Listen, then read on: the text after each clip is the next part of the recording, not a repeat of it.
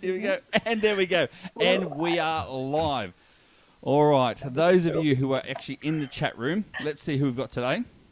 Let me just fix up my end of the story. We have Bill Morgan is in the chat room. Bill and Di Morgan. G'day, g'day. Gaz Kirsch is there along with Little Miss Longlegs and I See Nothing. Who else is in the chat room? I think is that all we've got in the chat room? We've only got 6 in the chat room tonight. Is that true? Is that correct? Let me just see. I think that's all we've got in the chat room tonight. Yes, it is. That's all we've got. Oh, no. Benji Ward. There we go. Matthew Mole. Here we go. Now they're starting to join up because it's exactly 7 o'clock, you see. The ones that I just mentioned previously, they're the ones that get in early because they like to do a bit of a chat beforehand. All right, guys. Any questions you have throughout the entire show tonight, don't forget, just remember, Thomas Schultz, of course. There he is, the man himself. Do we need to say something? Yes, you do. I need to know if you're there or not. Jamie Ward, g'day, g'day. That's Miss Unicorn. All right, guys, don't forget, if you've got any... Pipes Down Unders here. If you've got any questions at all, don't forget, chat amongst yourselves in the chat room. I'll be jumping in and out of the chat room most of the time as well to try and get any of your questions that you may have. We have RoyMerc here all the way from WA, and he is a prolific hider over in WA and does some amazing geocaches, which I've done myself a few. So if you've got any questions about anything at all in regards to the geocaching creation carnival that we've just had, let us know, and we'll try and get them answered for you. Let me see. A few more have joined in. Matty RX has joined in the house as well. John Baxter's here. G'day, mate. John Baxter, that's all the way from geostuff.com.au. All right, so we're live, aren't we? But we're not recording live. the actual podcast. Not recording yet, the podcast. Hello, everybody. So there we go. So we've got Linda is here, as always. No tomorrow. We've got Annie, also known as Angel G. She's in the house. We'll say g'day, Annie. G'day. And we've got RoyMerc is here as well, all the way from WA. Say g'day, Roy. Good evening. There we go. In my case, good afternoon. Yes, it is actually. It's 2 hours behind, aren't You've got to watch the sun setting over here, by the way. Oh, I can see it. I can see it. You're going to have to give me a second. I'm just going to fix up the login for the notes. Yeah.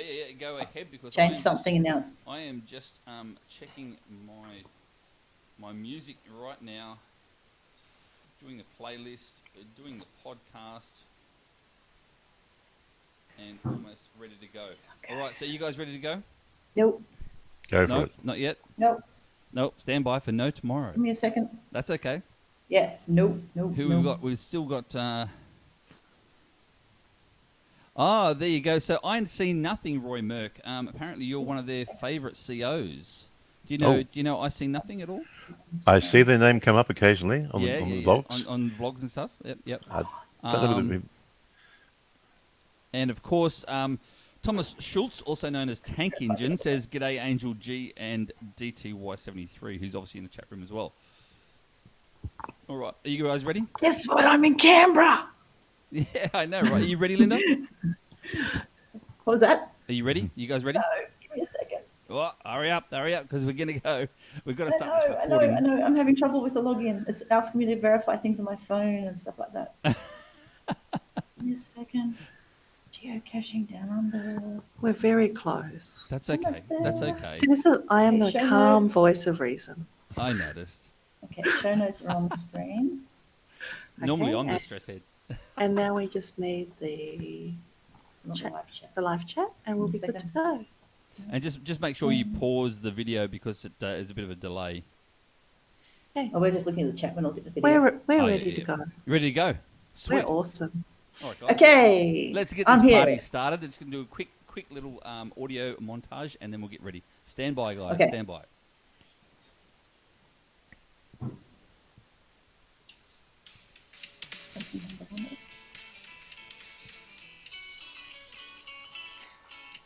Can't wait to get a new system, I tell you.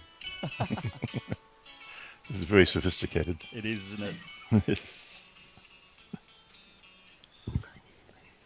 And g'day, guys. We are live, and g'day to everyone in the chat room. This is See My Shell, and welcome to yet another podcast recorded live on this, the 14th of April, 2019.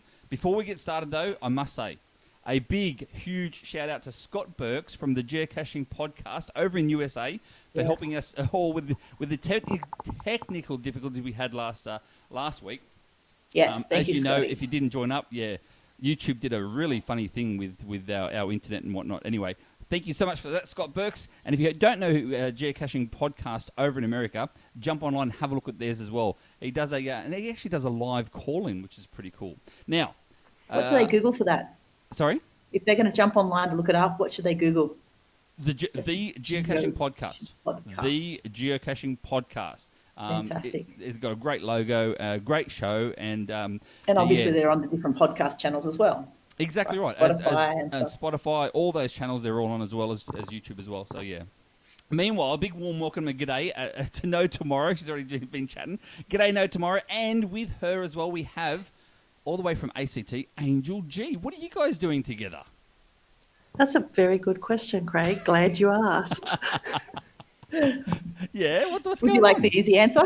Yes, easy one's better. Yeah, the easy answer is the podcast kind of went last week, so now I'm here in Canberra with Angel G. And it's going to be awesome this week because we have all the technical problems sorted out. Yes. We've had a beer, so we're very relaxed, and we're ready to go. And while I have the microphone, I'd like to say hello to Julie, Smitten Granny, DTY 73, and Tank Engine, and Kitty Catch. Yes.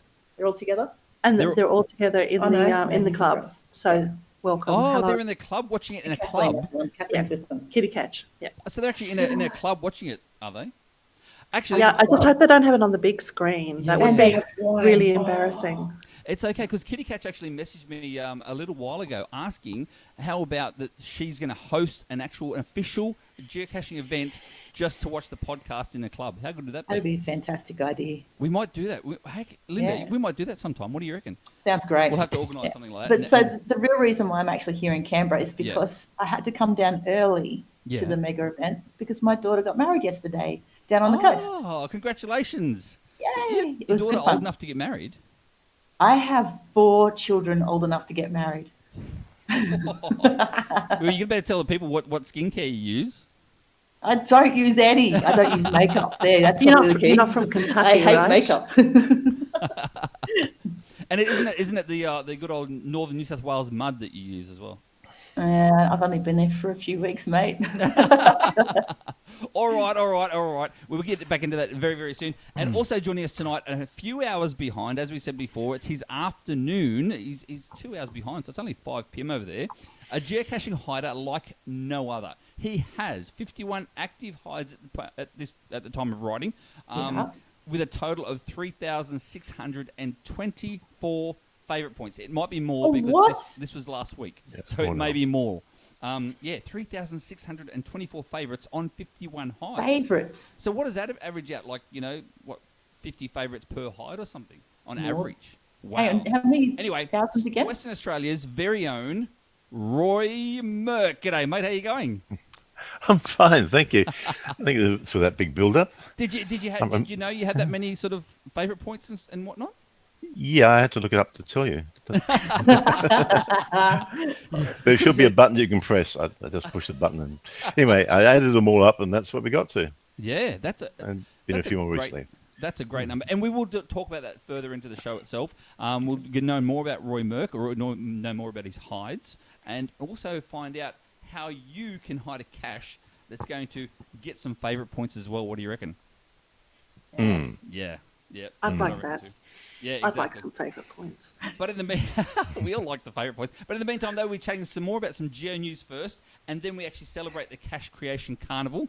And don't forget, Linda, we've got a special giveaway, Which I don't have on me right now. That's okay. So we've got a special giveaway from our good mate over in the US of A, video creator as well, known as Moto Joe.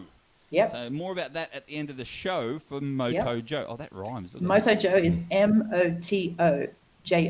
If you want all to one look him word. up. Yes, it is. Yeah, he does videos and everything. Exactly. But before we go any further, we've got some geo mail. One of the first times we've got some good geo mail, and this relates to last month's topic of conversation with what's his name? Alan Mogul. Do you remember that? Yes. Remember that conversation? Is that like the top finders in the world.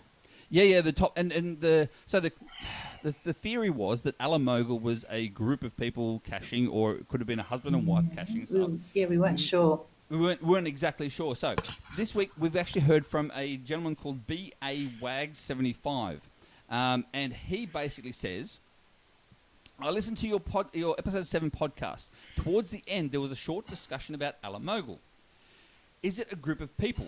Is it a husband and wife team? I'm emailing you to reassure you that Alamogel is a one-man, all-on-his-own geocacher. That's it. Wow. One man does all that. So he often goes caching with Mondu 2, and Mondu 2 is also a one-man and not a group or team. I've met them both in person. They came to my hometown in Sioux Falls in the USA, so over in Sioux Falls. And I believe Sodak Zach is over in Sioux Falls as well. Also really well-known, what would you call it, geo-vlogger. Yep, that's the one. They went there in the weekend of October 2018, and my friend Sodak Zach cached with the 2 legendary caches for a day. Oh. Zach then invited me to meet up with them for a late meal as the sun was setting on a full day of caching. Those 2 men, both retired, don't stop. They are relentless cache hunters. Alamogel has been retired for a while, and Mondu 2 retired in the last couple of years. These men are go-getters. In the attached photo, which I'll show you... Actually, you know what? I'll show you the photo now before we go any further. Now, obviously, the photo is going to be only for those watching this on the live... Can we put that photo up on our Facebook and we Instagram? will. We'll share this one on Facebook and Instagram also. Fantastic. Let me just try and share this screen So for that you those listening to guys. the podcast can look at the photo on Exactly. Can you see my Facebook or screen? Instagram. Yes, you can see my I screen. can see like a Doctor Who kind of screen. Doctor Who screen. How about this then? That Can you looks see much that? better. That's the photo. So this photo here. So on the left-hand side, we have Sodak Zach right here.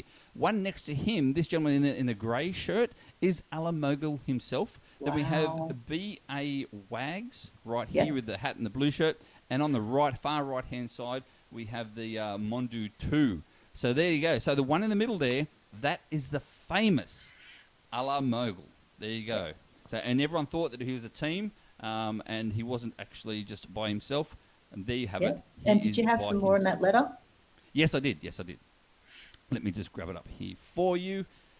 All right, we have... I can't thank Zach enough for inviting me to meet 2 living legends. I heard some great stories and I learnt a few tricks. They are awesome men, and I enjoyed my time with them. I follow Mondu 2 on Facebook, and it's amazing how he never quits geocaching. Anyway, I felt I needed to actually put my point of view across and defend the men, as they are 100% legit. So thanks so much for your podcast. I've only heard the 1 episode so far. I found it very entertaining, and I look forward to listening to others. And have a good day, Brett. So there you go. That's very, fantastic. very interesting. How Now, many fans did they have? I was going to say, I have to relook these up. So Alamogel currently is still number 1 with 193,425 finds. Wow. So that's almost 200,000 finds. That's and, huge. And Mondu 2 was on 187,879. That's unbelievable. Man. You know what? I think I can cache for the rest of my entire life and won't get to those sort of numbers. I don't know about you guys, but That's what it was. No. it's so there you Have go. to go to Rumours- Germany and USA and get lots of power trails, I reckon. Exactly. But there you go. It shows how rumours can actually start. But you know what? Thank you so much to B.A. Wags for contacting us, letting us know the exact truth. And that photo was a great as well, and I'm sharing that for sure. And as I said, that photo will be shared on Facebook and Instagram as well. Now, my personal apologies to Alamogel, and keep up the good work, mate. All right, it's time to get on with episode number 8 of the Geocaching Downunder podcast. Yes. And then we do another little montage. Everyone at home should dance. I know. If we have to, they have to. I'm not dancing. I don't do dancing.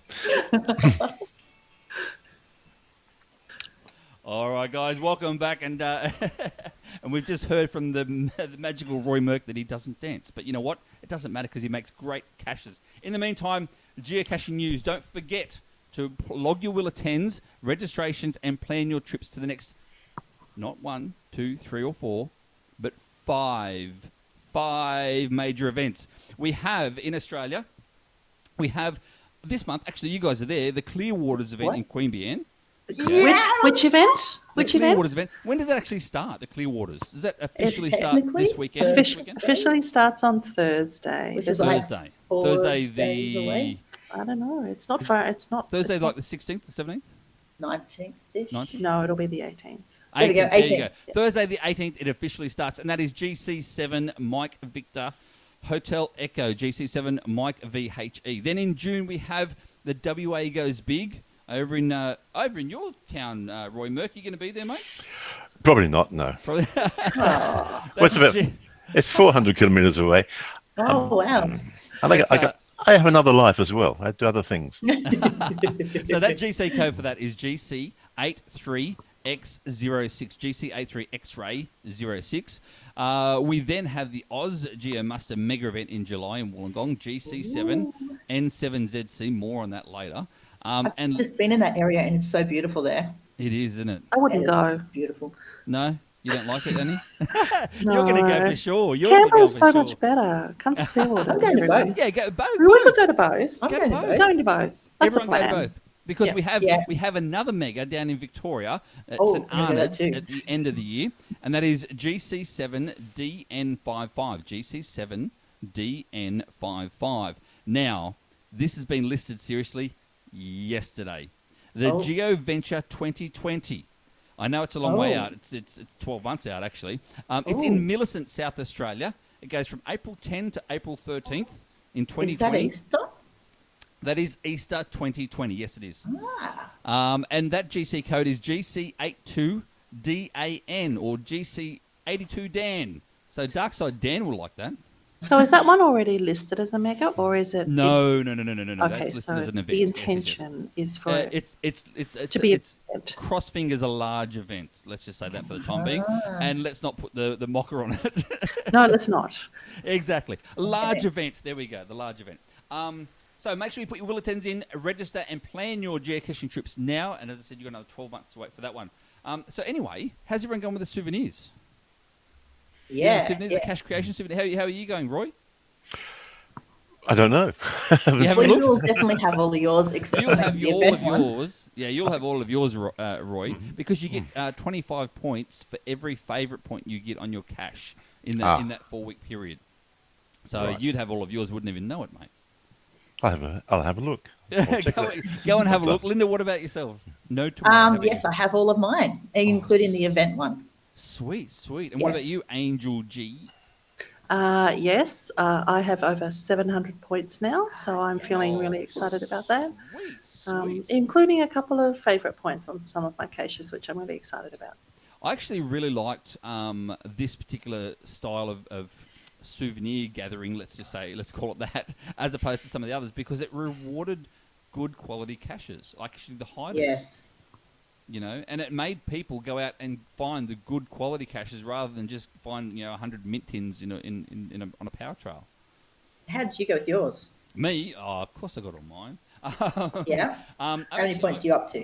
I'm up to 1,385 points.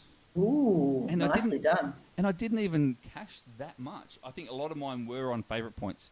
I got a few not bad hides that have got over that are high favourite as it is, and therefore then got looked at more and found more often than normal. But West Virginia Tim, does everyone know West Virginia Tim? No? Yes? No? Otherwise? We've heard of him. You've heard of him. So West Virginia Tim is a geocacher, a hider over in West Virginia, of course, USA. He does all the gadget caches and actual gadget cache power trails as well. He got, 7,515 points, and that was pretty much purely on favourite points. Wow. So I think he went out caching 1 or 2 days in the last 3 weeks. So there you go. And a quick mention as well, Kingfisher AU, who's also from New South Wales. I think he's maybe even watching this show. He got a lot of his from favourite points, and he got his, I think, on the first or second day that we went live. The thing went So live. he just got all these souvenirs in one go. He got all the souvenirs in one go because like 2 or 3 people did his favourite point power trails and went that way. So yeah. Well, lucky that those people had favourite points to give out then, I guess. Exactly. Like me running out of mine. You need to do more power trails. Yeah, I need to do some power trails just to get some favourite points back. Yeah, you do. Yeah, some mint tin power That's the trails. problem with this whole Cache Carnival thing, has been that I've been finding really good geocaches, Yeah. but I haven't got the favourite points to add to it because I've run out, because I'm only finding the favourite ones. Ah, yes, of course. So I've run out of favourite points. So maybe this event is all about having a balanced approach to geocaching. Yeah. Maybe. Yeah. No. Okay, all I've right. got a few days where I haven't planned anything, so maybe I'll do a power trail or two. Get some favourite points. I think, and that's the thing. I mean, you do a power trail of just the same old standard cache find, and a lot of people get sick of that. But as I said before, do every single one of those is 1/10 of a favourite point that you can give a good quality cache. When you think about it that way. So yeah.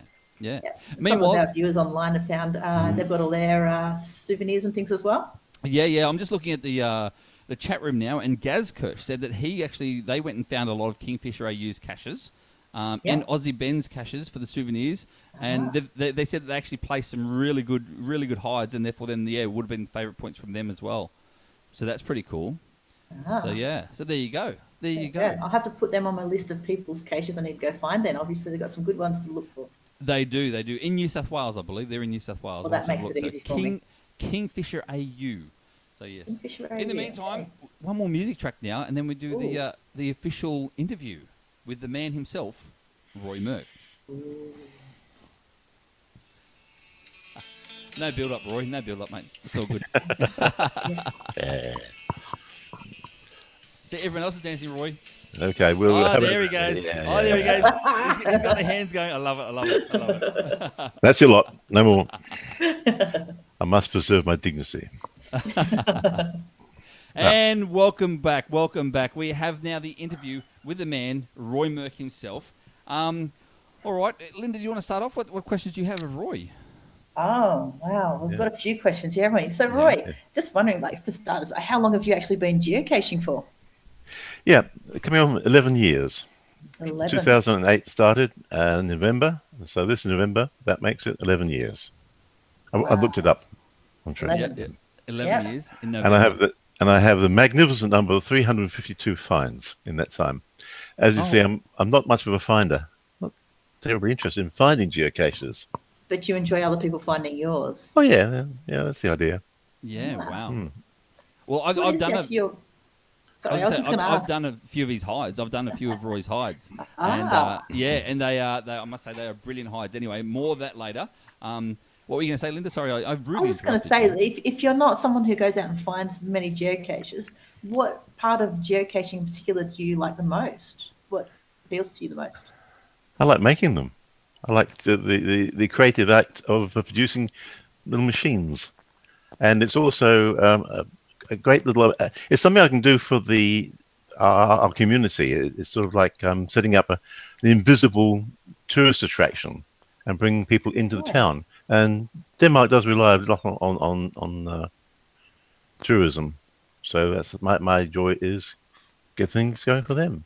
I hope the council's paying you, Roy. Yes. No, but they are giving me a carte blanche. I have full permission to do whatever I like. And that's a good thing. Yeah. Well, I had to do a presentation. Sorry? I was just going to say, I was actually speaking to another geocacher the other day who hides a lot of favorited geocaches, and they actually went through their find logs and reading things like, we stopped and had dinner, we had a drink, things like that. They calculated they had thousands of dollars they'd brought into their town through tourism and geocaching. It's unbelievable what you can do, isn't it? Well, that's the reason for having so many. They have to stay on for a couple of days to do them all, you see. Very It's a tourist trap, really. It's just good for your community. That's good. And just quickly as well, Kitty Catch actually in the chat room asked, what is your actual geocaching name to if you want to go to WA and find your caches? Is it actually RoyMerc? RoyMerc? Yeah. That's it. There you go. If you guys are heading to WA and want to find some of Roy's caches, RoyMerc, capital ROY, capital M. No. All lowercase. One word, Yeah. lowercase. My fault. Yep. RoyMerc, RoyMerc. There you go. And whereabouts exactly are they in WA? Because WA is a big state. Yes. Bottom left-hand corner. Bottom. Very precise, Lower. Roy. Well, it is. It's down in the southwest corner of Western Australia. So Like southwest. Margaret Australia. River area. Predominantly Denmark below- area? It's near Albany, 60 kilometres west of Albany. In Oh, there you go. Albany. There you go. Gotcha. Yes. the old towns. Ah. I Yeah, have as that I said on my list before, of places to visit then. definitely. As I said before, I've done some of Roy's. They're predominantly a traditional or a mystery cache. What do you list them as? I have to list them as mystery caches, which Yeah. annoys me because the mystery system is more things you do on the screen before you go out. Because nowadays, everybody's going around with smartphones and, well, they don't bother with things you do on the screen, so they just discard all the question marks, which They do. includes all of mine. That's true. What we need is a special logo, item, thingy, symbol for, I suppose, called them gadget caches. Gadget cache, Yeah. exactly. A gear wheel with a question mark in the middle. I don't know. Something. I like that. Well, I do believe, because I did speak to West Virginia Tim, who is a great gadget cache hider as well over in America, and he was at Loggerheads for a while in the beginning with his reviewer and managed to get them all out as traditionals. Wow. Well, Yeah. I've battled with 3 reviewers so far on this. Maybe he added the field puzzle attribute Yes. as a Yeah. compromise. Yeah, Well, yeah, I do that. and still Okay. a mystery, is it? I can't see Well, how. you it's know, with Geocaching Australia, they actually have a category called gadget caches, and they have got a cogwheel for Yes. their icon. I'm sure they do. That's the and, What are you and you- doing? international. and it'll get no, it's okay because it'll get Oh, found I've got maybe 2 once a people year. here who don't like Geocaching Australia. Quiet, Linda. It'll get found once a year, Roy. So don't go. Don't worry about that.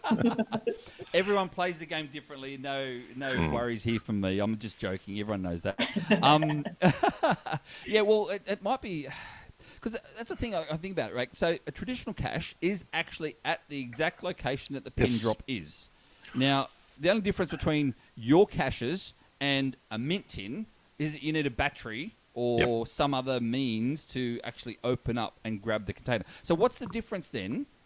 I've got a cache itself as well. It's a bit of a gadget cache, not as good as yours, Roy, nowhere near. But you basically slide a credit card into the slot to open up the door. Does that technically be a mystery then, or is that a traditional? You talk to my reviewer. He'll say that's a mystery. But the traditional cache, it's there. You can find it. You look under the bush. There's the plastic box. Done. Exactly. Anything different to that is a mystery. Well, I suppose mystery is a dumping ground for all things that aren't what else standard or well, the other things are the multis or whatever. Yeah. Curiously, I can have a battery-powered multi-cache, and that's a multi. So you Yeah. still have, Wow. I'm agitating.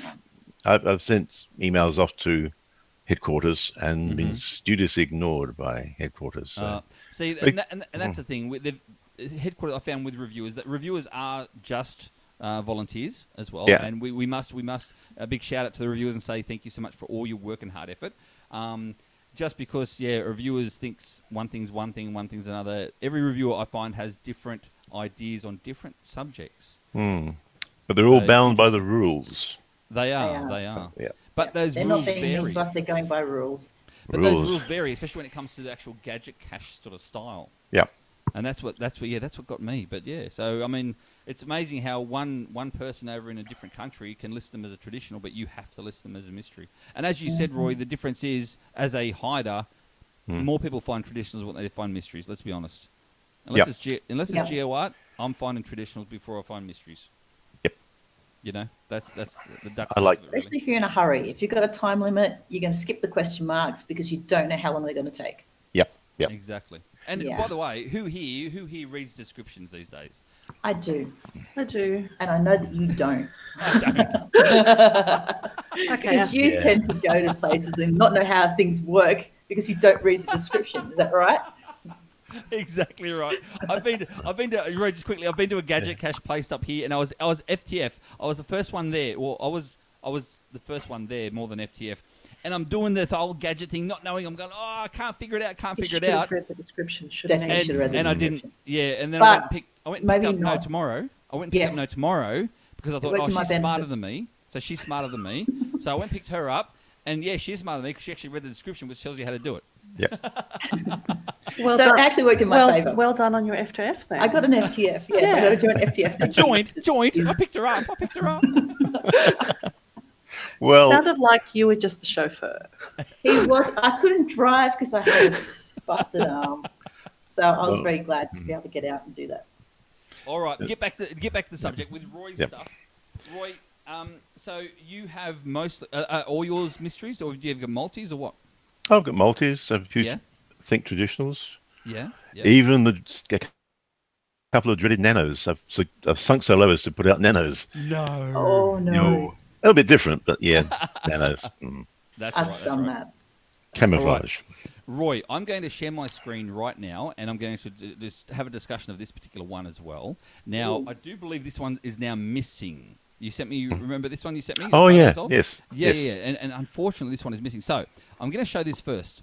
This here Yes. is a photo of GZ. So that's the location. Now, what we're looking at for those people who listen to this rather than watch it is a half-sunken ship. Now, where is this, Roy, this half-sunken ship? Whereabouts is it?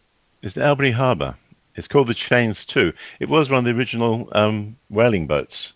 I think it was 1950 something rather. No, 1990. It was decommissioned and tied up and had the engines taken up. Then in a storm, it sort of let go of its moorings and drifted across the harbour and ran aground on this sandbar. And that's where it still is. Right. And So it it's shows... old and rusty and it's sitting on a sandbar. Is that right? Sorry? It's sitting on a sandbar. Yeah, yeah. And it's surrounded by water most of the time or all the time. Always in the water. It's about Wow. 150 metres offshore. But it's basically half in, half out of the water. Yep. So you can still pretty much see almost it in its entirety or in both tides. Now, so do you have to swim out to this particular cache or... You can boat, swim, or- but boating, canoeing. Boating, It's adjacent to the Camp Q or Camp Querenup, Right.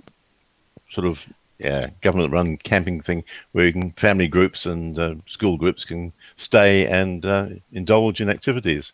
And one of the Right. activities they can indulge in, there's a lot of geocaches I've made for them.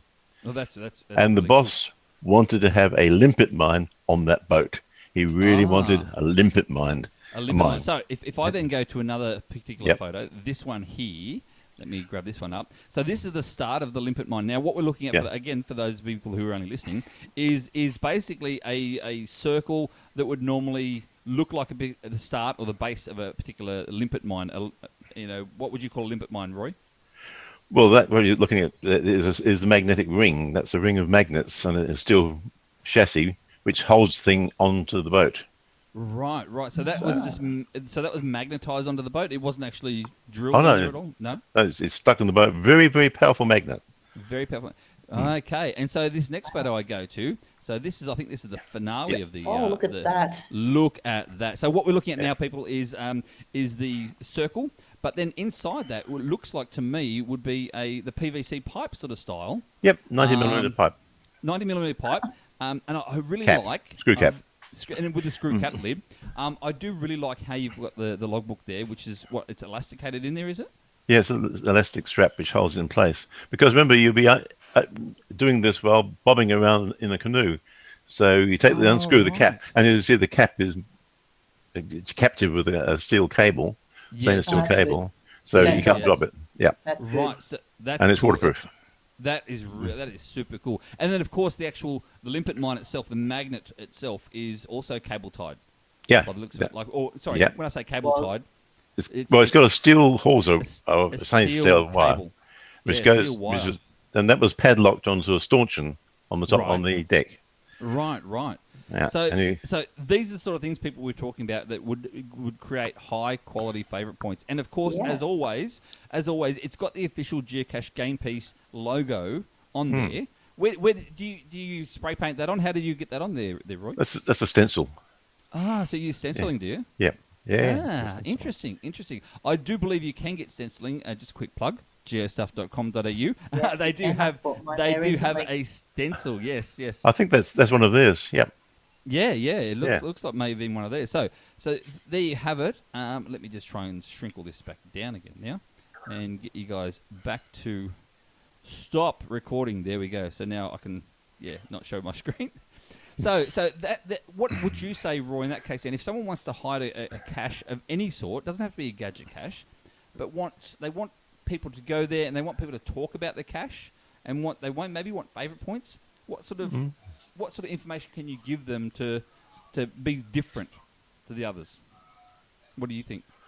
Oh, all right. If you look at what a geocache is, this is just going to be a long, boring exposition, but I'll give you my thoughts. Okay. Yep. All right. It's in 3 parts. You read about it. You go look for it. You find it. You've got a beginning, a middle, and an end. Right. That's the classic narrative arc. You're telling a story. So the first part, you're setting up the story. You're putting the description. And it could be just the coordinates, but it can be a lot more. And that's where you may have a puzzle or whatever. But you set the story there, and you set people thinking a particular way. And you set them off on the journey, which is the middle bit. Yep. And okay, you've got not much control over that because you don't know where they're starting from, unless you make it a multi-cache, and you can control where they step and where they go to. Yes. That's the middle of the story. That's the adventure bit. That's where excitement starts to build. You're going towards finding your geocache, and it's somewhere out there, and you get there and you find it. Yep. Or you don't, and well, that's another. Somebody tore the last page out of the mystery novel. So yes, so you find the geocache, and that's the punchline. That's the payoff. Now that's where I work. That's my motto: is finding the geocache is just the beginning of the fun, because then you've got to operate as a little machine, or whatever it is, to finally get to that well-hidden, disguised logbook. Yeah. Okay, so there you've got 3 different bits of the geocache. Now, if your particular skills are literary, you're going to work at that build the story and work on the story. If you're like me, more mechanical, you're going to get the screwdrivers and nuts and bolts out and attack the end of it. And if you're an adventuring type person, you're going to set them up and down hills, around valleys, underwater, whatever. So, okay, you've got all those opportunities to do your own thing. Right. And it's just find your skills and play to them. And that makes sense. That does make sense, because only for the simple reason is quite memorable caches in my mind are multis. You know, multis are one of my most memorable cache types. If someone says to you, "What's your favourite cache?" One of the first caches I think about is a multi. Isn't it? No Tomorrow and Angel G, yeah. Yeah. Are you talking about something in particular? Like, does it take you on an adventure? Is that what you're saying? Yeah, or on a that's journey. right. On a journey, Yes. So the multi obviously I'm thinking about is the Governor's Pleasure in New South Wales in Sydney. Yes. Which is like an all-day adventure to find or 2 days. But at the end, you're rewarded with a fantastic geocache. You're not just rewarded with a simple container with a logbook, but you're rewarded with a great container, a great logbook, and even a little gift to go away with as well, without spoiling it. Yeah. So I can see what you're saying there, Roy. I can really see what you're saying there. And you could have an ongoing theme all the way through to tie it together. That's what I do. Yep. Yeah. I know somebody in the Northern Rivers who does probably all 3 of those types in one. Has a great story, a great adventure, and a great cache at the end. Brilliant. Yeah, and I believe he's watching anyway. A big shout out to big shout out to Matty RX. I know the one. Yeah, he does good. And I suppose the same would then go. The same theory would go for a mystery as well. With a puzzle involved, for instance, if you have a puzzle, for instance, about pirates and a pirate themed puzzle, then you find the finale is just a systemic container. You go, oh, but if the final, it's got to be a treasure chest. A treasure chest, or even if it's a systemic container that's been painted and made extra bits into a ship or something extra that's actually related to the theme. So if any of you guys listening to this podcast take away from it, my personal opinion is theme your geocaches. They got to have a theme and keep that theme going right to the end. What do you reckon, ladies? I think that's a really good hint and idea for people who are new to geocaching. Yes. Often it's just too easy to sort of put out a cipher and a mint tin or a systema at the end. So it is nice to have something themed that sort of follows all the way through, and that's where you're going to get your favourite points. Exactly. Yeah, if you're looking for favourite points, it's a great point. Yes. Yeah. Tell a story. Tell a story. That's a Tell great a story. If anyone gets anything out of this this podcast, tell a story on your next cache hide, and you sure you can improve your hiding skills. So yeah. Yes. Another way of getting favourite points in particular would be to just have it as set as a premium cache, so that when people find your caches, Yes. you actually get favourite points. I've got some really good caches out west, and through this period, I've had a heap of people find them, but they're not premium members, so they haven't been able to favourite them. Ah, of course. I had a question during the week as well from a listener, and that is about favourite points. Yeah. And you know how you have the percentage of favourite points, particularly on a cache? That percentage of favourite points only refers to premium members. Yes. So in other words, if I have one cache out there that's been found 100 times, only one of the people has found it has been a premium member, and they gave it a favourite point, then I've got 100% favourites on my cache, Yes. even if there's 99 non-premiums found it. So there you go. Yeah. Just speaking about favourite points, just wondering, Roy, what have you got like one particular cache that's had lots of favourite points, like the most? Yes, the top of the list at the moment is the unexploded bomb one. It's called a disarming bomb. Okay. I like punning titles, and that is very much a story cache, because it starts off with a news flash. There's an unexploded bomb being discovered in Scottsdale. That's where we are. Okay, and then now read on, and then you're immediately into dialogue, because you start off with, okay, yes, come in, Corporal Muggins, stand easy. You're immediately there with a story going on. Yeah. You're Corporal Muggins. There's a colonel telling you, go out and find this goddamn bomb, son. And it goes out from there. So you follow the bomb, and you find the bomb, and you blow yourself up, because it's set basically to blow up. It's no fun unless you blow the damn thing up. So when you say it blows up, without spoiling too much, I dare say, what does it actually do? Well, it's hard to say without spoiling, I suppose, isn't it? I had to, to design it, I had to think about how you do disarm a bomb. And generally, in the movies, the thing's ticking, tick, tick, Yes. tick, and you unscrewing things, and it stops ticking. And you've got about a few seconds before it blows up. Oh, right. That's pretty hard to organize, because you need some mechanism that's going to be ticking away there before you get there. So reverse it. It's when you go there, it's quiet, and you start opening up and pulling out things, and then it starts this really, really loud, annoying, shattering noise, and then it goes a whoomp. There's a piston which produces a blast of air. It makes a large whooping sound, and then finally the little thing pops up and says, boom. Oh, wow. That is unreal. Oh, I love it. And I love it. scares people. Yes, it scares people. They think they've broken it. Now, Yes. Roy, do you have a GC code for that at all? Or you can't recall? We didn't plan this one, did we? What was the name of it again? What was the name of it again? A disarming bomb. A disarming bomb.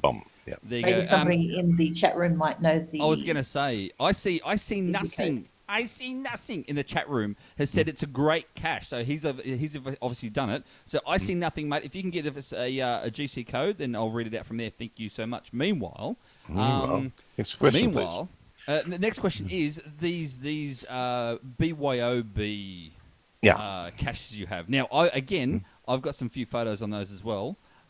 Look at that. I see nothing is straight away in the chat room with the GC code. Wow, how quick is he? All right, guys. Are you happy for me to read the GC code out, Roy? Yeah, yep. surely. Okay, GC20GDH.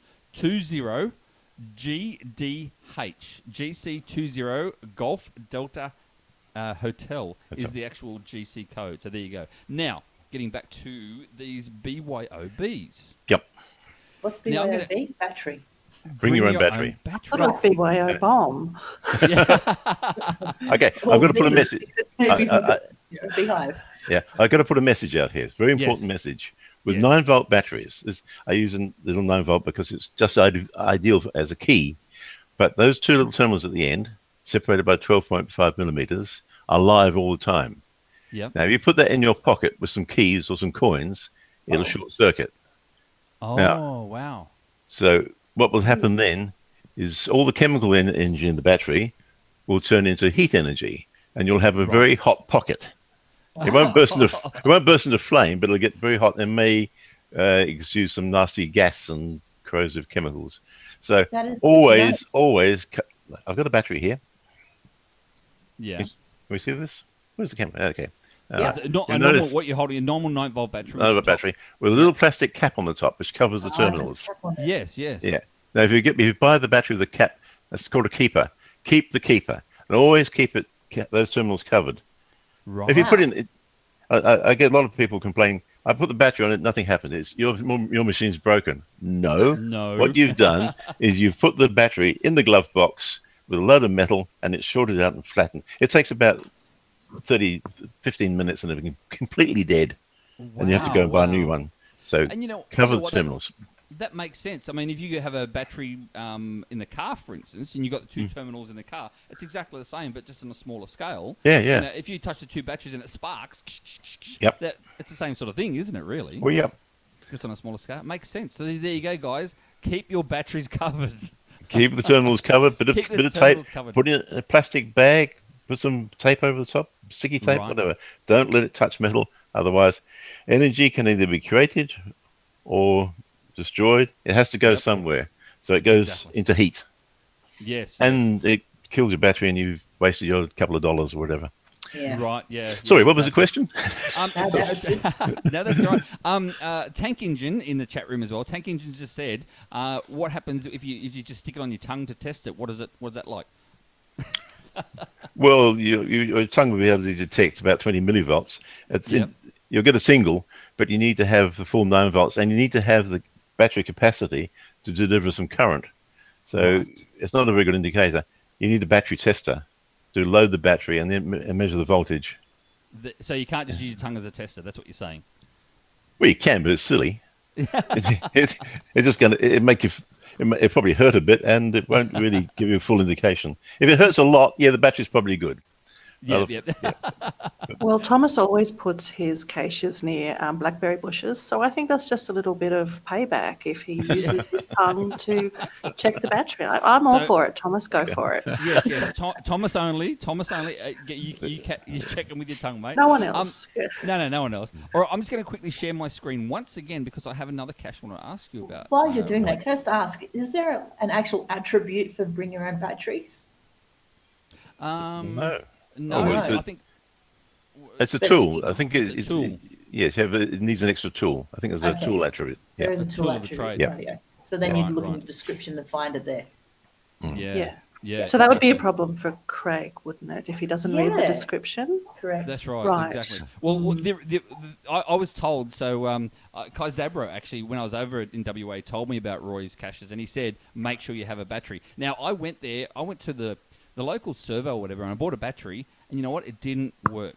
And I didn't change the terminals or anything. I pulled it out of the packet, but because it had obviously been there for a length of time, obviously the battery's gone too low, so you still didn't have the strength to open it. So yeah, Yeah, they need to be good batteries. I guess exactly. Not many people buy 9-volt batteries these days.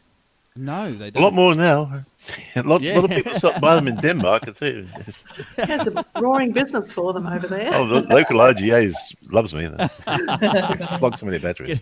Get a kickback. All right, right. This photo I'm showing everyone now. So this photo that I've got up on screen sharing now, it is a silver metal box of some sort. It's got a little handle on the side with looks like you can spin it around. Oh, now I haven't done this one.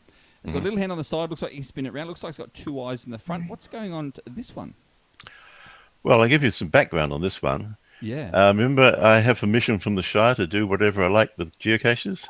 That's Yes. because when I started, I had to go and ask permission to attach one to the bridge.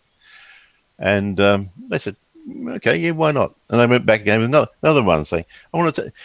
They got rather sick of me coming backwards and forwards and asking permission. And one of the guy I was talking to said, look, what I want you to do is do a presentation to the Shire Council, all the councillors, and tell them about this geocaching thing, see what they say about it.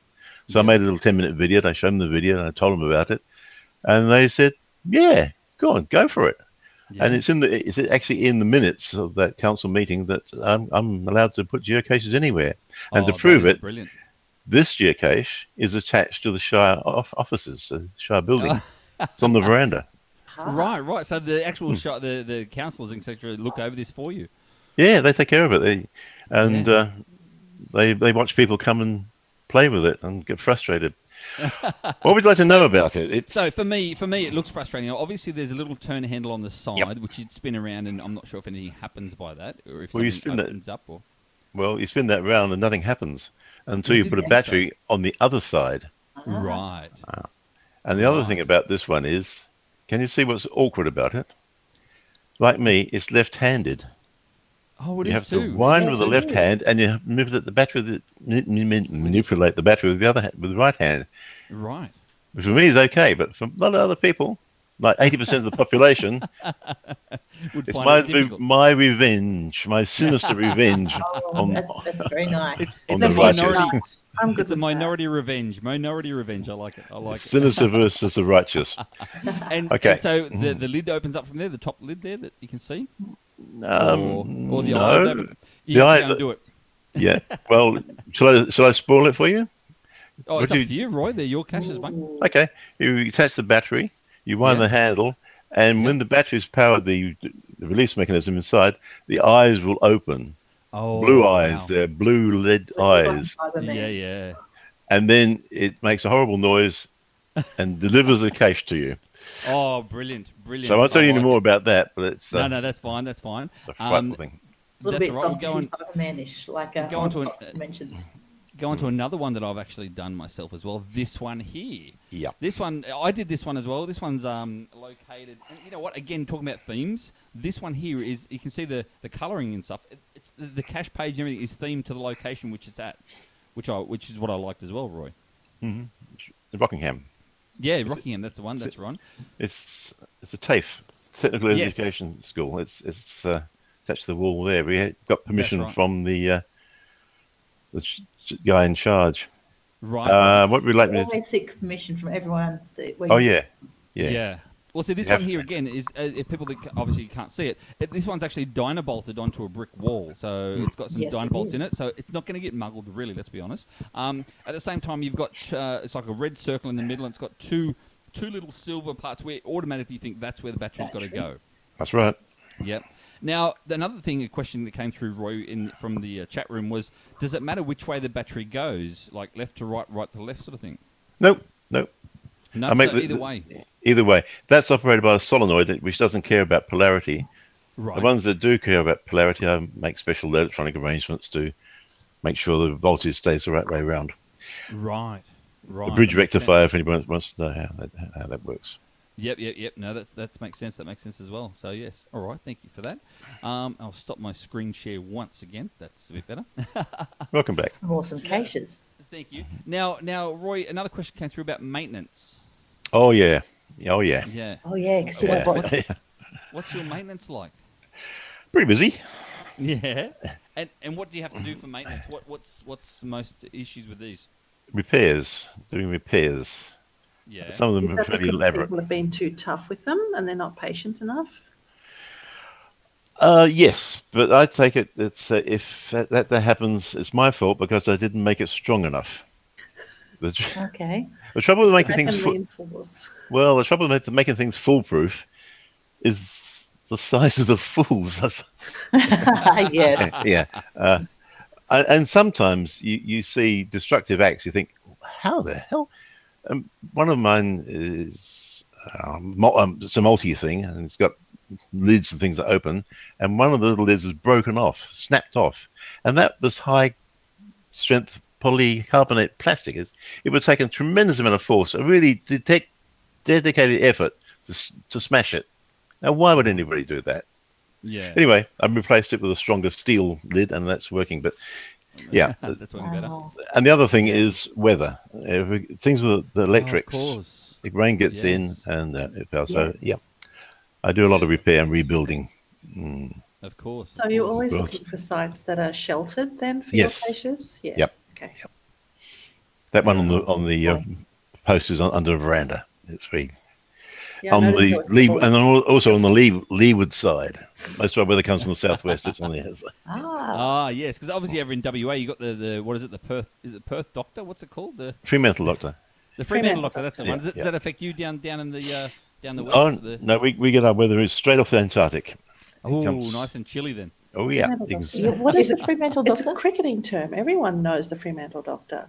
It's a big wind every afternoon. Most afternoons, a big Fremantle wind Doctor comes comes up. in across the That's- cricket pitch. Okay, cool- White Doctor. There's a cool sea breeze. Cool sea breeze, and mostly it's Refreshing? quite refreshing and strong in most cases as well. Yep. Okay. So there you go. Just quickly as well from the chat room, Andrew Bush, he's over in New Zealand. He said that there's actually a special tool required attribute. Yep. Yes. So yeah, there's actually an Yep. attribute that says special tool required. So we were talking before about how do you know bring your own battery or bring That's something. right. The special tool attribute is actually there. Because if you Yeah, read the so- description, it does tell you you need a battery. That's right. Yes, Yep. yes, and In fact, generally, the first line says, "Bring a battery and read the rest of the instructions." Otherwise, you could be wasting your time. Yes, yeah. And the hint says bring a battery. yeah, Yes. I've discovered that since I I do had read my hints. car accident injury, I've actually been going to the attributes before the description, so I can make sure that I can actually access the geocache. I Yeah. bet you're the only person that does. Yeah, I've never done Yeah. it before, but I found it interesting because now I'm going to these attributes and going, oh, look at these. Mm-hmm. yeah. There's different attributes that you don't realise. That's right. Yeah. And the other thing I do sometimes is I get the DT mixed up, and so yeah, I've been in my undies in water one time when I didn't require to, and that was in WA. Anyway, what else? What else do we have? Another question. Thanks, mate. Another question we actually had as well about 3D puzzle boxes. Have you had Yes. anything about 3D puzzle boxes, Roy? Have you seen any, Or even have you made any? containers. Or any containers of some sort, like 3D? Do you have them made or have you seen them made before? You know, the 3D printed ones. Yes, right here, but alongside me is my 3D printer. So yeah, You have your own 3D oh. printer. I've just got my it. goodness. I'm learning how to drive it. Oh, you know, so you haven't- could probably make a heap of geocaches and sell Well, them for a lot of money. That Yeah. little camera. Look at that little- Oh, look, there's you've one. already got He's- it. He's already made one. Yeah, and It's really, really cool. there's this thing.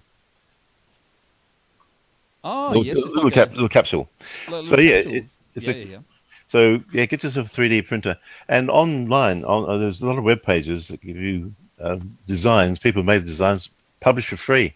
Help yourself. Right. Download it, put it on the machine, Wow. push the button. Wow. And it does it. An hour later, there it is. Yeah.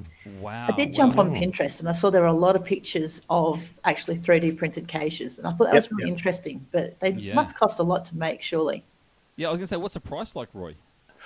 Oh, a machine costs $600, and the filament is about $25 for a kilo, which is a lot of filament. And what was the other question? Yeah, How that's much the does cost, it cost? How much- involved. Well, the materials would cost a few cents because Right. what it does is when it prints the things that not solid but hollow. It's an outer skin, and inside it's just like a a mesh, like a Right. beehive.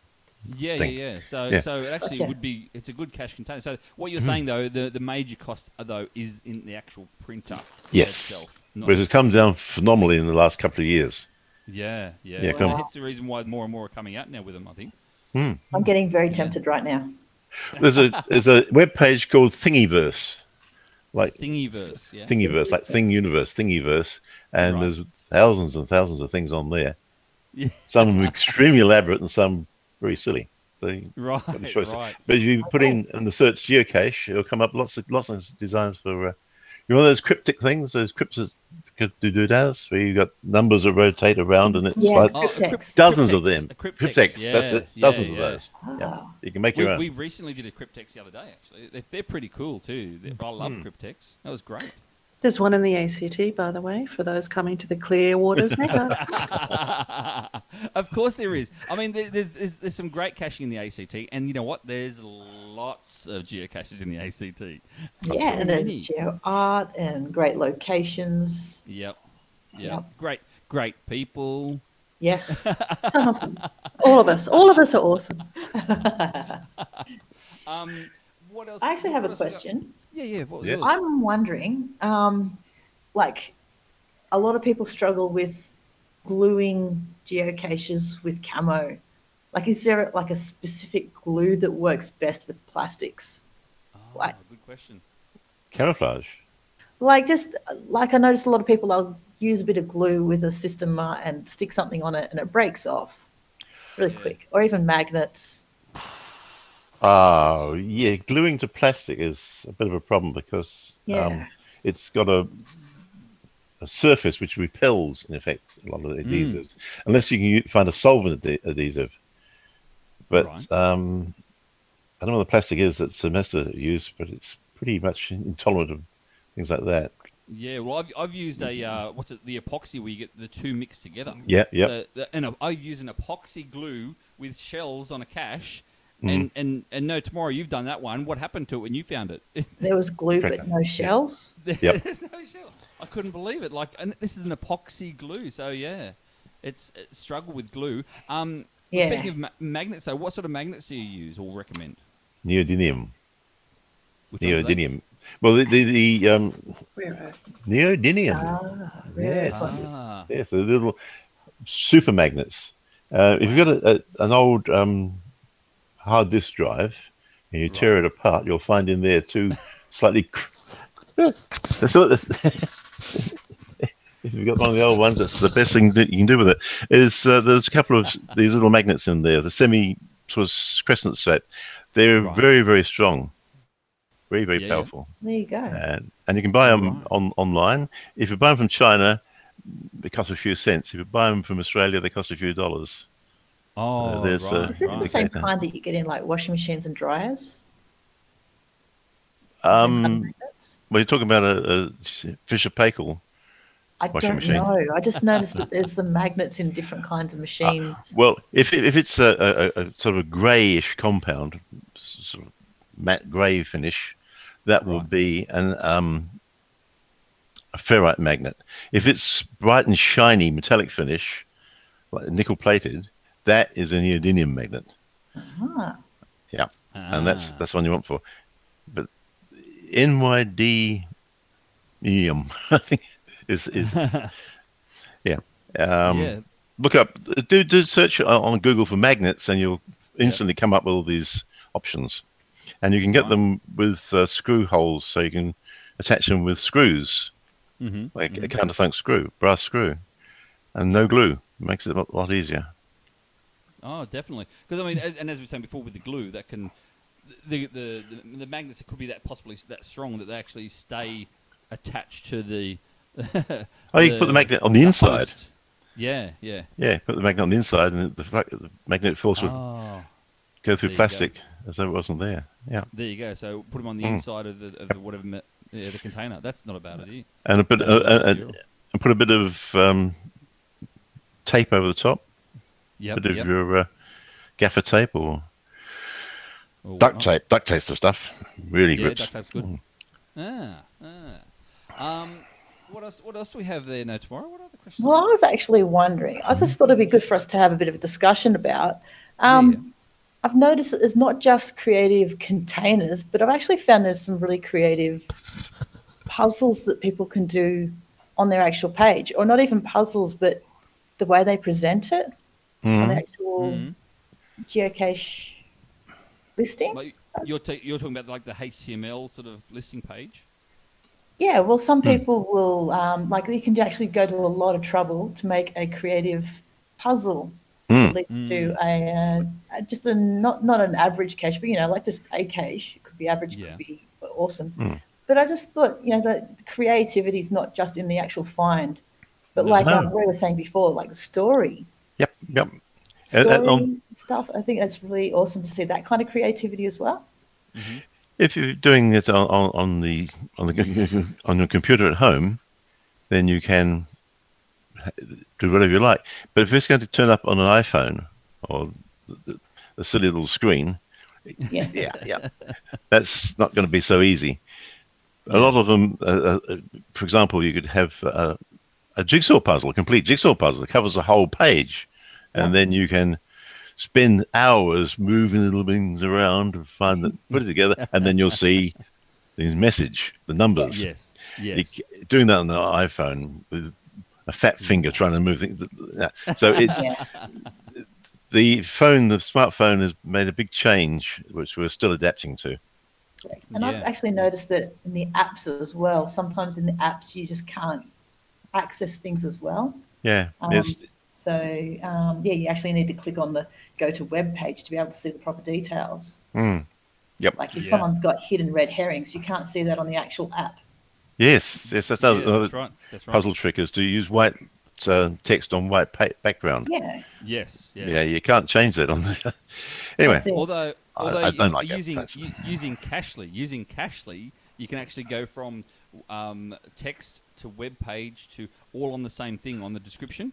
And you then go from text to web page to script, so you can actually look at the text script as well. And you know how you have hidden text or whatever, either on white on white, or you can have it actually in the script. This shows up in the script on just a touch of a button, and the script comes up. It's like, what is this? I haven't seen that one. Yeah. Well, that's as a non-active, not too very much keen on finding. I haven't tried that. I see one of the questions you did mean to ask me was my favourite find. Oh, yes. And if you like finding easy things in interesting surroundings, this one's a beauty. It's called Base A at Port Lockroy. And you go into the post office and say, "Can I have the geocache, please?" "Here you are, sir." Bang, on the counter. That is easy. Yes. The only thing is, it's in Antarctica. Oh, Yes. What? Did you say you found that? We did, Eric and I did a tour, and it went to this place, and I said, "There's a geocache here, and we're going to go and find it. Find it. Give me the geocache." "There you are, sir." "Thank you." Sign, bang. Now that's the easiest find in the most interesting surrounding I've ever encountered. I guess if you have only 330 finds, that is one that you would want to make. Yeah, that's a good one. You're not going to go to Antarctica and pass that one up. Well, the trouble is, you can't get a souvenir. There's no souvenir for Antarctica. Not yet. Not yet. They should be. They should be, so I can have it. Let's make a point right here. Hello, if anyone's listening from GCHQ. HQ. But Please. you'd have to have an independent one because it's run by several different countries. Sorry, global politics. That's in the. It's in the British sector, that one, because it was in 1940s. It was a special station they set up there to study the science of and the aurora, and also listen to German transmissions from the submarines. It was a handy little place, and it was restarted up as a touristy thing, and all the boats drop in there, and they sell us things. Yep. Well, is it fantastic. classed as a 1-1? If that's the case, I mean, what's the DT of that? Oh, it have to be a 1-1, surely, because you can walk to it and you can ask for it, and there it is. I think it's very simple. I think the location is somewhere about 4 or 5. Because it's You kind of need a vessel to get it's either there. very difficult or very expensive to get there. Yes. It was very expensive. Yeah.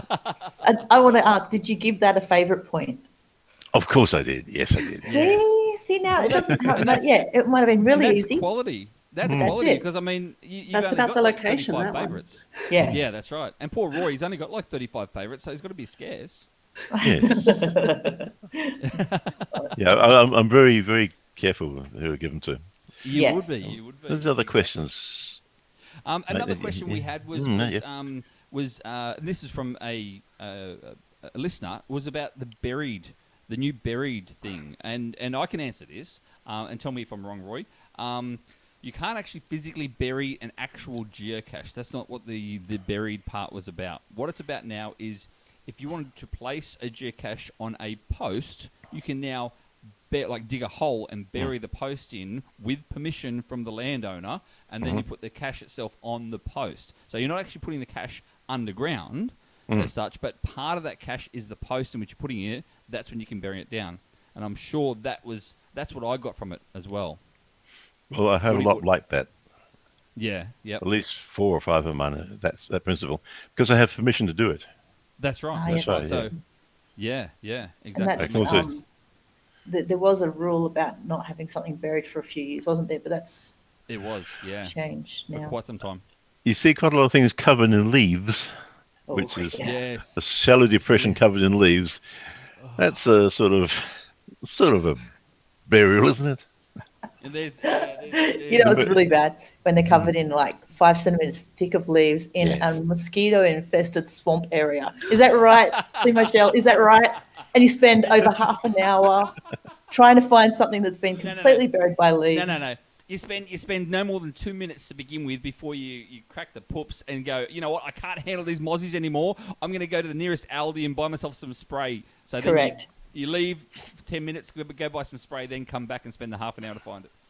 And then when you find it, the you one. realise the actual geocache itself is missing. Yay. Yeah. You only find the outer container. Yay. Yay. I love these adventures. How good are they? How good are they? All right. One last question, Roy, before we have to wrap it up, and that is, do you have any tips for people who think they are non-creative to create a particular cache that people want to give favourite points to? So any other tips, apart from the story and stuff, is there any other tips you can give people that think they're not actually creative? Can you think of anything about that?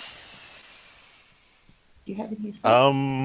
Well, it's the one-legged ballerina, isn't it? You've got to find your particular skill. Yes. And spinning on the spot. That's personalised. Well, what actually, you're saying, I like think do you some- mentioned earlier about it different areas. Like there's a storyteller. Yeah. Tell a story or... Yeah. Yeah. And I Make a like puzzle. the idea of doing something different, going outside the square. Don't hide the mint tin, for instance, or the systemic container or whatever. Think about something else and make sure the location which you hide it is worthy of a cache being placed there first. And don't be afraid to ask people for permission. Yes. Yeah, it's a good It point. is I tell you an interesting story about that. When I started out, I had this thought: where's the best place? The minimum a geocache can be is the book, the logbook. That's the absolute minimum. That's right. Where's the best place to hide a book? Library. You're right. So I went off to our local library and got an appointment to talk to the head librarian. I went and said to her, "Now, what I want to do is to put a book on your shelves and invite people to come in and scribble in it." Yes. Yes. And I thought, I'm going to get thrown out of here. Yeah. But she narrowed her eyes and said, "Tell me more." So I explained about geocaching and how it would bring people in, even bring teenagers into the library. She said, Wow. "What a wonderful idea. We'll do this." And they did. I made the book, and it's on the shelves, and it's in the Dewey catalogue. You find it by looking up the catalogue. And and they went a lot of trouble and choose the appropriate setting, catalogue item. It's Treasure Trove Australia. Australian Treasure Trove is the geocache. Perfect spot. That's good. Perfect spot for it. I'm in there with the metal detectors. Yeah. So ask people. You only say no. I asked my neighbour if I can use his block. He said, "Yeah, sure, go for it." And that's probably one of the best points. I mean, my last cache that I've recently published, and I'm talking about last weekend, is the first time I've ever asked to actually place a geocache, and it's in the local visitor centre. It's a Werrigo, and all I did was they have a heritage walk here in Casino up in the northern New South Wales area. They've got a heritage walk already listed from the visitor centre. All I did was utilise that and put that in a Werrigo and place an ammo can inside the visitor centre. Oh, they love it. And the ladies inside the visitor centre chat. Oh, they haven't seen so many people come inside the visitor centre in one day, for so long. I mean, this day and age with the internet, who goes into visitor centres, So it's good to actually push people, if you like, one of a better word, into places. However, I must say this on behalf of the reviewers, when you ask permission, you've got to be careful with the commercialisation of your cache. In other words, you can't... Okay, your microphone. Business. There goes the microphone. Crack. Unplug. Plug it in again. It's gone. Sorry about that mid-sentence, but it was going. That's right. Yes. That's right. The crackle. Okay, so I'll just quickly start from the reviewer's point of view, and that is don't place a cache for a commercialization sort of side of things. In other words, don't place it in a business and try and advertise that business as such. So you can't do that. But when we say ask permission, we can still ask permission of council areas and, as you said, neighbours and all that sort of stuff as well, or anyone with land. So yeah. Well, what are you two laughing about? Oh, just looking at my notes. Oh. Well, I've got one of those. Yeah. In the local touristy thing, the Right. visitor centre. It's inside the building. Yeah. It works backwards. You have to go outside to get some numbers and use those numbers to unlock the geocache because it's yes, it's padlock. Padlock. Yes, of course. Oh. All right, go through to what do you call it? Canberra, ACT, of course. Angel G. You were saying before about Clearwaters. Let's talk about Clearwaters for a sec as well. What sort of hides have you found around Clearwaters that you've actually really enjoyed, that are quite creative and deserved of favourite points and whatnot? There are so many really good hides in Canberra, but it depends what sort of hides you want. Yeah. I mean, you can go and get hides that have fabulous locations or quirky locations, or you can get the fantastic geocache containers themselves, which are really interesting, or the combination of all of them. Yeah. So I think there's about 3,000 caches here, so I think there's probably enough that's going to suit everybody. But there are plenty with lots of favourite points, probably not as many as, I mean, we have a smaller population here, but we still have lots that have great imagination and creativity. We're very excited. We've also got a few of the new Adventure Lab caches that have already been put out as well. Of course. Yes. Do you know much about them? Because I've never heard of anyone in New South Wales getting this Adventure Lab, and yet I heard 3. Is it 3 Adventure Labs? We have 2 already that are out. One in Wow. Queanbeyan and one in the ACT. I've done the one in the ACT. It's fabulous. What it's did you have to, without spoiling it too much? What did you have Sculpture to do? Garden. You had to go around and try and find ways to release a couple of caches from their prison. Oh, so wow. again, it had that sort of creative storytelling element to it. Yeah. And you had to go around the sculpture gardens and find the right pieces of information to release the geocaches from their prison. So that was very nice. Only very recently released. Yes. Yeah. And there's one in Queanbeyan as well where you have to go to various locations. Yep. So we're really excited to have those on board. We hope to get a couple more out before the mega, so all the caches can come and enjoy that new type of caching adventure. That's which right. It's a bit of a mix between maybe a Werigo and a multi or an intercache, all of those sorts of things put together. So that'll be a new cache type for people, and I'm very excited about all the lab caches that people have been working on as well. I was going to say, so that'll be exciting. The lab adventures, is that class as a lab cache, like in your stats? Yes. So I actually thought it was 5 lab caches, but I've had 1 added to my stats, so I'm not quite sure how that works yet. One attribute. Yeah. And then you can get, if there's actually a physical cache at the end, you get the physical cache as well. So, right. Yeah. Fair enough. But you don't have to have a physical cache, but I know a lot of people are wanting to put a physical cache at the end for various reasons. Because as lab caches have it, you only need a word or letters, numbers, whatever. You need something to enter into it. Yeah. So Kitty Catch has just said that her Adventure Lab should be released this week. Thank you, Kath. And also there's a Flintstones adventure which should be out this week as well. So we're really excited, hopefully, to have at least 4 coming for around the area for caches coming to the mega. That would be really cool. Can you imagine Greg from Clearwaters yelling out "Yabba Dabba Doo"? No, I can't imagine Greg yelling out "Yabba Yabba Doo." You know what? Maybe Thomas will the tank engine will when he puts his battery on his tongue. maybe we should make that an adventure lab. Exactly. I actually have a question.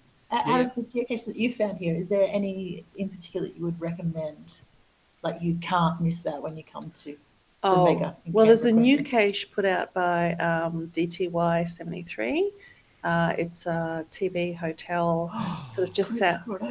It might be called Groot's Grotto. Yes, It might yes. be I want to just see that one. might I be just saw that. south of Black Mountain, which is getting a lot of favourite points Yeah, at the moment, and it is just beautifully done. It's really lovely. It's a Groot's Grotto. Is that what it's actually called? Groot's Grotto. Yeah, Have you Groot's got a Grotto. GC code for I'm that one? I'm sure that I DTY Couch can will do her just magic on the computer. will put it on the I chat. saw for it on us. Facebook. I saw it on Facebook today. I saw it, and it had a in brackets spoiler alert and that, and then CO permission. So yeah, she's good like that. nice. She's like, yeah, no, show it. So that's pretty cool as well. Meanwhile, Pipes Down Under has said he just finished the Gadget Lab cache for the Oz Geomaster. So he's on the New South Wales team. Now, RoyMerc, rumour has it that you're on the WA team for the Oz Geomaster Lab cache. Is that true, or is it just a rumour? I've made a little box thing. Zyber has taken off with him. Well, then it's true. It's true. Yes, it's quite simple, quite easy. Yes. No great. It doesn't require a battery. You can do it without a battery. Ah. All you can do is open the box.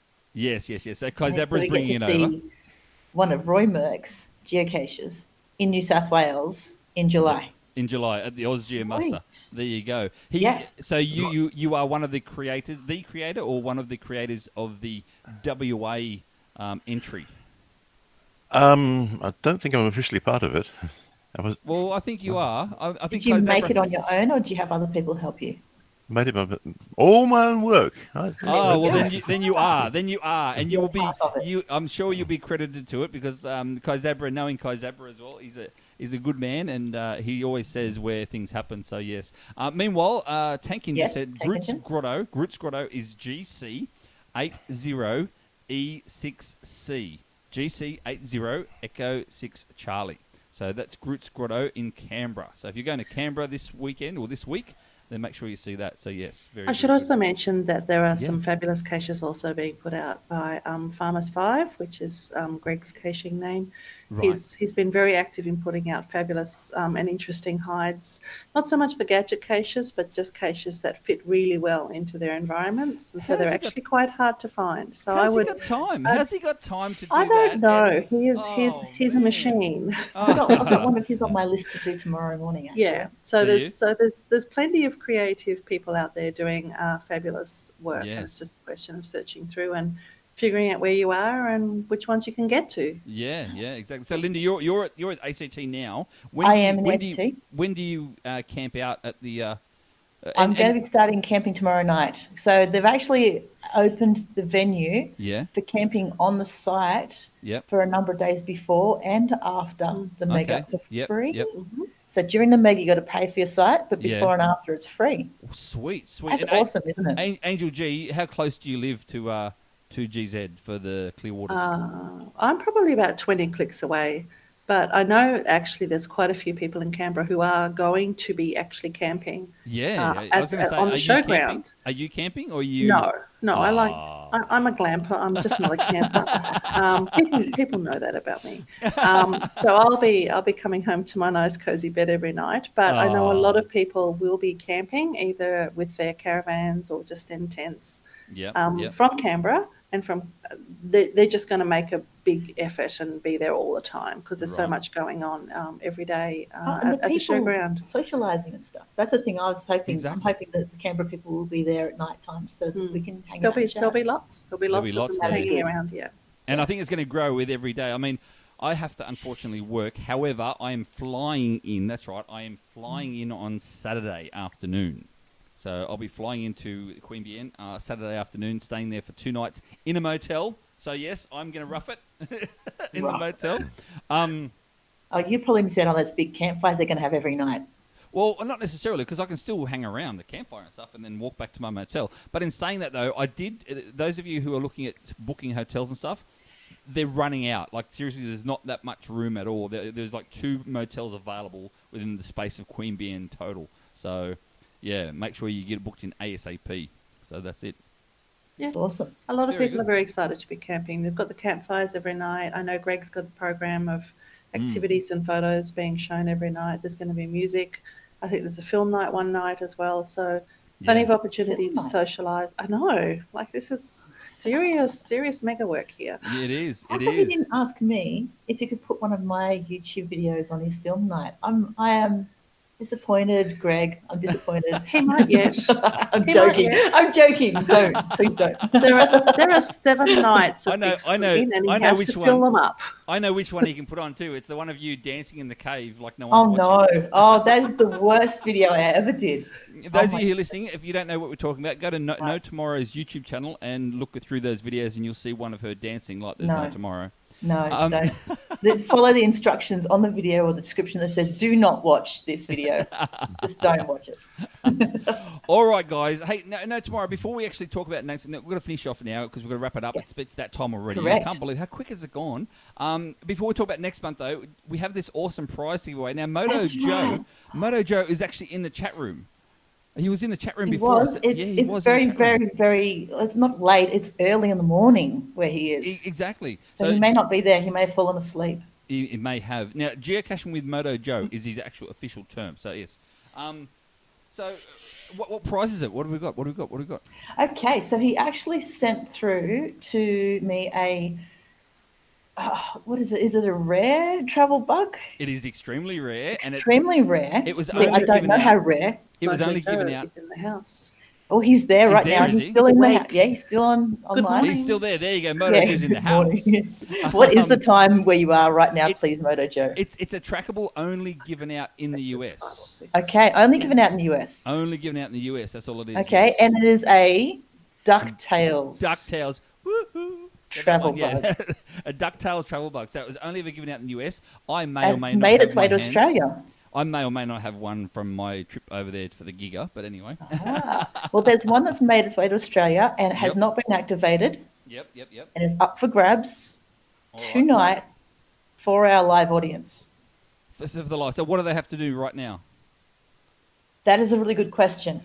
What did I write down in this? Okay, I'll have to read it. You read it. Meanwhile, it's Okay. It's Okay, if you're watching 4:25 in the a.m. comments, It's what was that? 4:25 a.m. 4:25 a.m. Wow. Well, thank you so much for jumping up so That's- early to jump that's online, Joe. Dedicated. That is He dedicated. is. He Yeah. is. Moto Joe's Welcome. good. He's going to jump out and do some geocaches after this. He's actually probably out getting an FTF because his last Probably. YouTube clip, he was out at this time of the morning getting an FTF. So yeah, There you go. No, He he's a would bit be of an FTF hound. he would Yes. be up. Yes, he is very much so an FTF hand. Yeah, on his quad bike and everything else sometimes.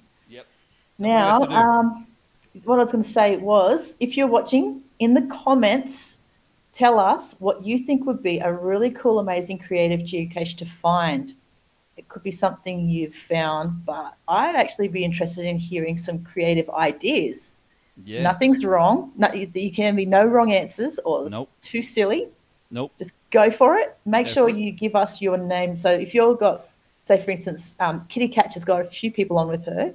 Yes. If each one has a different response, we need to know who's responding with that so we can That's add you right. in. That's right. So I think it's Kitty Cat. Please let us know. She's with Smitten Granny and Julia there too with her. So yeah. Correct. So there could be 3 responses from Kitty Yeah, Catch, but we need to exactly know right. who's responding saying so we what. can add you to our list. So you All can right, go so- in the chance. So go now, guys. Start chatting Go, away go, now. Start go. chatting. Go. You keep an eye on that, Linda. Meanwhile, I'll talk about next month. So next month we have. I've already set it up. I think. Did I already set it up? No, I'll set it up after this. And that is next month's podcast is going to be held on Wednesday, the 1st of May.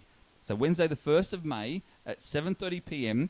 here live on YouTube again. We're going to have the next Geocaching Down Under podcast, and at that point in time, we'll be talking to the one, the only Frisky Puppet, also known as Jonathan. He's actually the president. He's also the president of the Oz GeoMaster for 2019. Oh, yes. Yeah. So we'll chat to him. Yep. He'll be chatting to us all about what the team have actually got planned for the event. So make sure Yeah, you I'm interested all in that. join us. Make sure you all join us for that. If you've got any questions about that particular mega event, and because it's you would have finished the Clearwaters, give us a message at geocachingdownunder@gmail.com. Geocachingdownunder@gmail.com if you have any questions for the Oz Geomaster team. Predominantly Frisky Puppet himself will be joining us for that one. So that would be pretty cool. What do you reckon now tomorrow? Yeah, I'm looking forward to it. Have you got some questions related? You're going down, aren't you? I am going to be going to the Mega. Yeah. At this point in time, does depend on my work because it looks like I Right. finally got a job. Really? Yes. I didn't know. It that. looks like it. It's Yeah. only 99% in the bag. I just need to get one phone call back to know for certain. Get that one more over there. And then I've got like 11 weeks straight work, so I'm not sure if I'll have time off. Cool. 11 weeks straight off. No, the opposite. 11 weeks straight straight work. of working. Oh. But surely I'll have weekends off. I have to, surely. Yeah, exactly. All Actors right. and film So crew have have you time done off, a, don't they? have you done a randomizer yet for this one? To be NT? honest, have not Yeah. because I don't know how to operate one. Okay, I can operate. I'm one leaving from that here. with you. I'm sorry. I All should right. have made mention of that before. You and Angel G have a bit of a chat now while I quickly do the randomizer. Go. Awesome. Okay. Let's find out a bit more about Angel G. Now, Yes. how long have you been geocaching for? So I started in 2014, in about the middle of the year. I think I started in June. That's right. And I started doing a streak in August because I thought if I got a cache for every day in August, I would get souvenirs. But then I realized that actually only happened the year before. Yeah. And so I was sort of stuck doing this streak. And so I ended up doing a streak, which was a little bit tedious in Canberra's winter. Especially if you've only just started. Yes, but it was a good time to do a streak because I had all the caches available to me. Yeah. So it was actually not a bad time to do it. And being new to it, were there a number of times when you'd go out to find something for your day and just not be able to find it? Yes, I would have to have a backup, definitely. Yeah. But sometimes you just do the easy caches, but sometimes you just have to live and learn. There was a cache I remember when I was traveling overseas where the idea of the cache was it was in a garbage pole in a park and you had to fill up the pole with water Oh, yes. and hold the hole so the cache would float up to the top. And this was like my second month into caching, and it took me about 3 tries to figure it out. But I got there in the end. That was definitely a worthy cache to make my cache of the day. So, but very excited. I'm not streaking at the moment. I'm loving not streaking. I'm liking just doing my caching how I do it. So, How many caches are you actually up to? How many have you found? 4,981. That is a Wow. lot. That's pretty good for That's impressive. 4 or 5 years. 5 years, and I'm hoping that I will have 5,000 at the Mega. Yes. Because they're doing milestones, aren't they? They are milestones doing at the moment. milestones. I think Yes. it's pretty low key, Yeah. but they are doing milestones on a Sunday night. So anybody who has a milestone coming up, Yep. make sure that you put it on the board at the at the showground. Yep. I've got a Maybe if I milestone coming up. You got a milestone coming up, have you? Yep. And it's so close. It's 6,000. And how far off are you? 75 off. So I've got. Oh, that's too easy to find, Yeah, I know, right? especially when you come to the mega here. Exactly. So yes. Yeah. Randomizer has worked. Oh, yes. Are you ready for this? Are we going to do a drum Yep. roll? How we can do a drum roll already? There we go. Awesome. We have Banji Ward. So Banji Ward in the Banj chat Ward. room. Banj Ward. Yeah, Banj Ward in the chat room. He or she, Banj Ward, I'm not sure, says, "I love a good gadget cache like Aussie Ben Geo Racer. Halfway up a mountain playing a car racing game to get the GZ coordinates. That sounds pretty Oh. cool. That does sound cool. So again, it goes Depends on how what precariously Roy you're was saying. balanced on the mountain. True. It goes to show though what Ben was saying. Ben, sorry, what did I say, Ben? What Roy was saying about the actual story. From start to finish. So yes. Yep. So well done, he's the Benj. winner, obviously. Benj Ward, mate, Yeah, give us a message, a private message on any of our social medias, and give us your details, and we'll post that out to you ASAP. Now, I'm pretty sure I actually have it with me, so I don't know if he's at the mega or not. Oh, At the Queanbeyan mega. I don't know who he Banj is. or Ward. where Are he you is. going to the Clearwaters mega event? Banj Ward. Let me see. All right. In the meantime, though, Yes. thanks again very much for that cool prize from Moto Joe, all the way from USA. Yes. And make sure you check out some of his cool videos. Now, what I like about Moto Joe, number one, he's very original with his videos. Number two, Oh, isn't he? Yes. yeah, I love the way he says, Moto Joe out. Like that goes out. And then at the end of every video, he says, GoPro, stop recording. GoPro, stop recording. And that's the end of it. Yes. GoPro, stop recording, end. Oh, yeah. And it's like, go outside. It's like he has a similar thing to my go outside and play. He's like, get off does. the couch. Yeah, get off the couch. Switch off the He does. Something. I can't remember. I'm sorry, Moto Joe. I can't remember it. I know, but it's good. I like it a lot. Yes. Bange Ward will be at the Mega. So Bange Ward, come and see us, either No Tomorrow or myself. We'll be there. The Geocaching Down Under podcast team will be there. You'll be there all the time, so I'll be there from the second half. And we'll give that prize to you from there. So Yes, and Moto Joe's videos are actually, his YouTube channel is called Geocaching with Moto Joe, Motojoe. Oh, there you go. He just commented. He said, "Get off the couch, get off the computer, get out there and find a geocache." Yes, there we That's go. what he says. Exactly. All right. So thanks to everyone who jumped on the live YouTube broadcast tonight. And remember, we record live in the first week of every single month, most cases, except for this time. So make sure you follow all our social media pages so you don't miss out on any of the actual GeoChat. If you have any questions or comments, please drop us a line at geocachingdownunder@gmail.com. This podcast can be downloaded at any of your favourite podcast apps, including Podbean, Stitcher, TuneIn, iTunes, and Spotify. So that brings us to the end of episode number 8 of the Geocaching Down Under podcast. Thank you so much to RoyMerc for joining us. Thank you, mate. No trouble. And thank you very much to Angel G. I'll see you next weekend. Thank you. Fabulous. Thank you.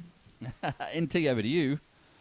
Well, yes, I had fun in my backyard today. You did. And I know everybody else should go outside and have some fun in their backyard. So go outside and play. It doesn't matter if it's nighttime or if it's hailing. Dark out there. Exactly. Yeah, it doesn't matter. There's night caches. Just remember, you got to check your actual descriptions first to find out if you're supposed to go find a night cache at nighttime or daytime. And don't be like Thomas and go in the daytime and not understand how to find it. Exactly. Anyway, from the Geocaching Down Under team, we're over and out. And there we go. That's so all right. we're still live. now. We're Still live with our crew. Yeah. We're still live with our. I didn't get the chance to say that we had a really good comment in there with those ideas. Yeah, which one was Gas that? Kirsch, an eclipse Kirsch. tin recycling machine cache where you place an eclipse tin in it and it converts it to a proper cache. Now, how cool is that for a gadget cache? Roy, do you reckon you can make one of those for us? I can make one that'll crush it flat. Yes. I like that one better, actually. You'd probably have to have a few eclipse tins to make a proper ammo can. So you'd probably have to you'd have to steal or muggle quite a few, I would think. Yeah. Do you know they've got bigger? What's that? They have. Yes, They they have. could- Yes. they- But they've still got that horrible lip on it that everything gets caught on. Oh yeah. Yeah. But Yeah. you can put the magnet inside that, and it will still stick to anything. Yes. Yeah. Metal They are stick. very handy caches, I'll admit. And I really like system of containers in that they're quite hardy, but I find they're not waterproof. Gaz Kirsch said he's going to come over, Roy, to WA if you hide one of those caches that he was talking about, where you turn an eclipse tin into actually an ammo can.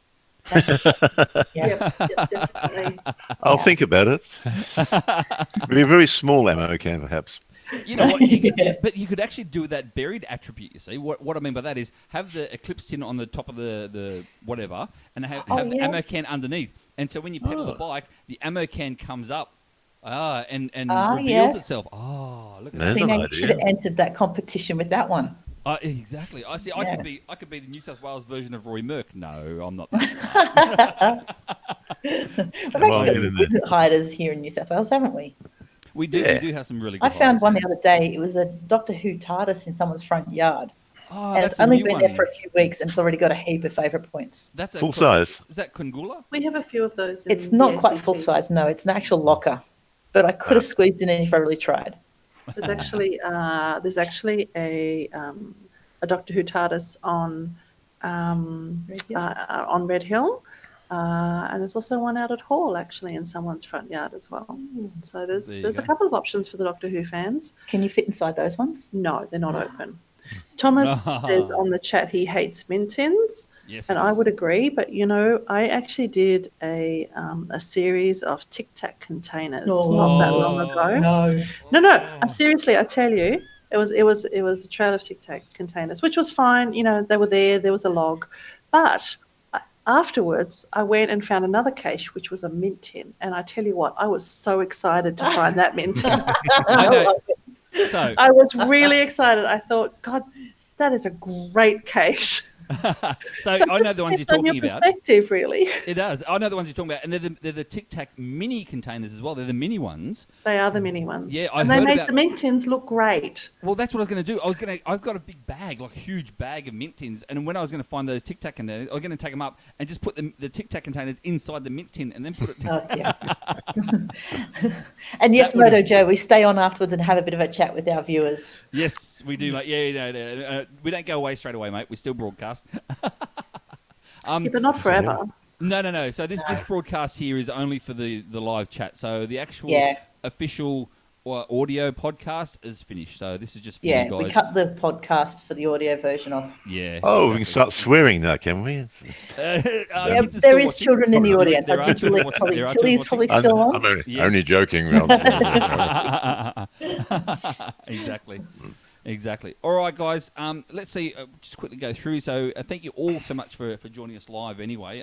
It was great to have you all on. I mean, there was quite a few live tonight. Thank you so much to Roy for joining us all the way over from WA.